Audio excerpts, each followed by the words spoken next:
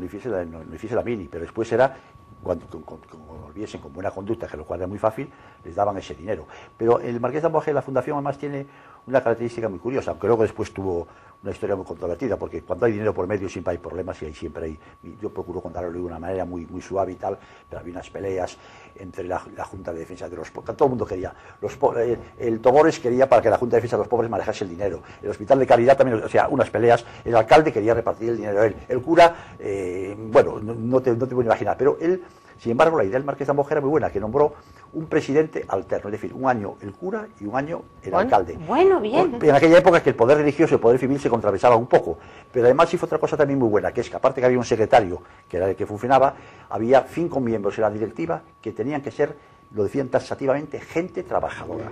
O sea, no podía ser gente ociosa, ni comerciantes, no, tenía que ser gente trabajadora manual, para que los destinatarios de esos beneficios fuesen elegidos por gente trabajadora, porque si no podía ver lo que podía pasar y tal. O sea, que era un avanzado socialmente.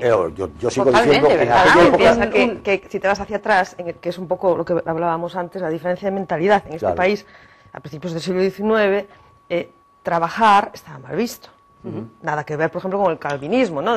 Por medio del trabajo ganabas el cielo. Nada que ver. Nada. Aquí el trabajo manual estaba muy mal visto y estaba directamente relacionado con la nobleza, lógicamente. Claro. Un noble no trabajaba. Si él dice, esto tiene que ser gente que trabaje, está quitando ya de medio a toda la nobleza, a todos los que... Para que no gozasen de los beneficios que nos debían, porque había mucha gente que se apuntaba. Bueno, con decirte, todo el mundo que nacía fuera de Ferrol se venía a apuntar aquí, O sea, casos típicos, te puedo decir.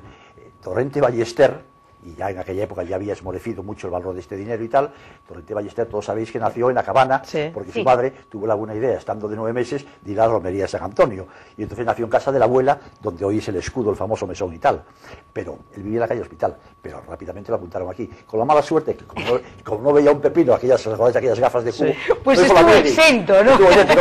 Pero Rubia Barcia, que nació en Bugardos, lo trajeron rápidamente esa misma noche a Ferrol para apuntarlo aquí también, tampoco hizo la mili. Por el tema de lo del anda. La gente se apuntaba aquí. En el tema de... Y te hablando a lo mejor de los años 30, pero es que los años 10 o 15 negocios en Ferrol se montaron con eso. La gente compraba una casita en La Cabana y una yunta de vacas. Esto a lo mejor...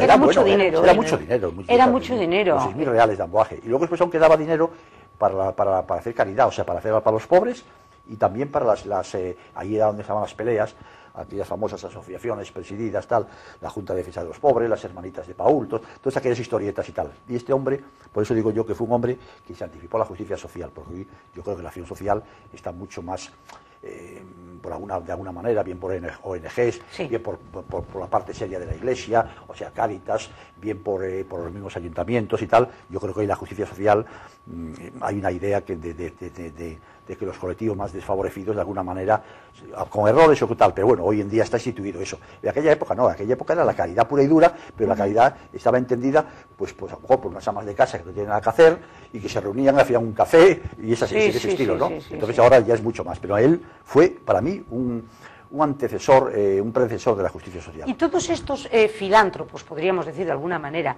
porque a mí la palabra esa benefactor, ¿verdad que no...? Pues a mí me gusta más benefactor que filántropo. ¿Te gusta más benefactor? Pero es igual, es lo mismo, o sea, están las dos un poco así de... Tuvo Ferrol en aquella época muchos, ¿verdad? Porque era no solamente este plan, era también, acabas de nombrar tú, a este Dionisio Sanchilera, Togores, que fue la cocina económica, Jofre, Los Camaño, Fernández Varela, un cura que fue mucho por el Hospital de Caridad, el Carvajal, del legado del Ateneo, o sea que ha habido mucha gente, Jofre, Togores, toda la cocina económica, ¿verdad?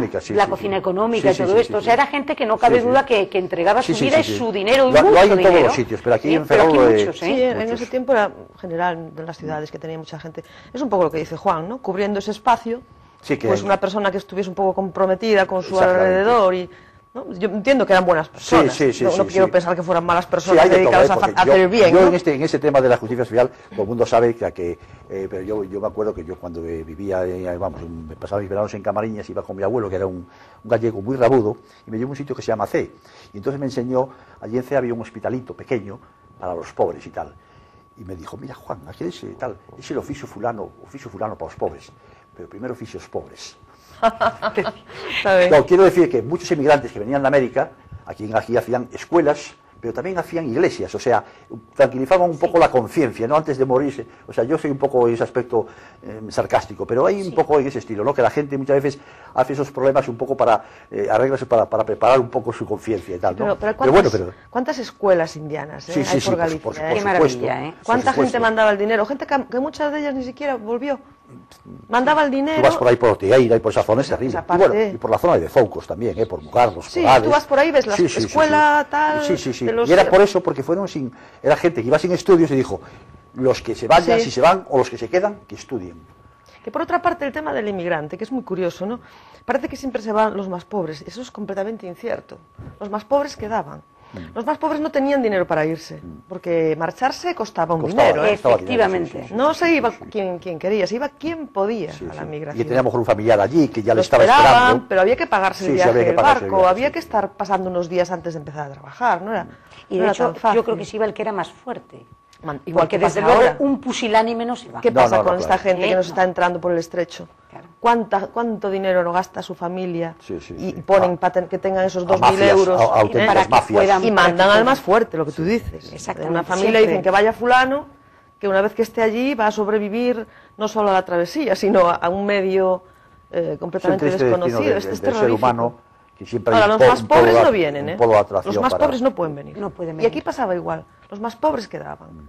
Queda ese escalón justito que es estos que salían y que se iban. Y ahora que tocas ese tema tan importante de la inmigración, ¿vosotros creéis, al hilo de lo que tú estás diciendo me parece interesantísimo, ¿tú crees que entonces, porque se fueron a lo mejor los más valientes, los más fuertes, los más combativos, que en vez de combatir aquí decían yo me voy, porque mi problema lo voy a solucionar fuera, quedó un poco esa Galicia demasiado conformista siempre, con toda esa especie de arquetipo, de estereotipo, de una Galicia que no se mueve, que no dice... Que Mira, no... fue una sangría. Hablo en el 19, joven, que es terrible, porque es el silencio total. Y en el 20, ¿Cómo lo veis?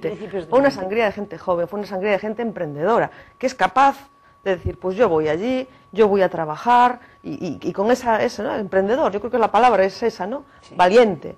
Y ciertamente los brazos fuertes, los brazos jóvenes, marchan. Pero a mí, sin embargo, me da la impresión, y estoy de acuerdo contigo, pero evidentemente se hicieron, como decíamos, he hablado de las escuelas de indianos y todas esas cosas tal, pero da la impresión que el indiano que venía, en otras, a lo mejor en Cataluña, en otros sitios, a lo mejor en el Levante, cuando llegaba invertía el dinero allí. Aquí parece que lo invertía en escuelas, pero no lo invertía en negocios, sino todo lo más montaba su típica casa banera con su palmera y tal, parecía que había estado allí, se compraba el sombrero ese típico, el traje blanco y tal, pero me da la impresión que el Marqués de Amboise en cambio se fue a Madrid a hacer negocios, pero me da la impresión que muchos que llegaron con dinero de América aquí en Galicia... No, porque ya venían, es como los migrantes que vienen ahora y hacen la casa tipo Suiza en Doniños. Claro. Es decir, ellos ya han trabajado, es bien, tienen su capital, vienen aquí, ya vienen en plan... Por eso, pero sin embargo... Claro, pero la escuela era distinta, porque la escuela... Pero sin embargo en Cataluña ese dinero muchas veces ha habido, me han contado de gente que iba allí, que volvía con dinero y ese dinero lo invertía allí, evidentemente también hacían su casa. Y a lo mejor hacían también, como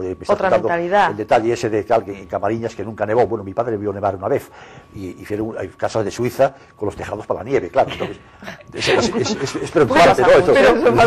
Pero fijaros, pero ahora que dices lo de las casas para la nieve, a mí me chocó mucho que cuando hicieron el mercado de la Magdalena, que ahora que tú eres especialista en patrimonio, qué bien que te tengo aquí, porque yo en mi vida he visto atentado urbanístico de mayor calibre, vergüenza que el mercado de la Magdalena, que es bochornoso, pero debían de creer que aquí no llovía tampoco, porque pusieron pizarra.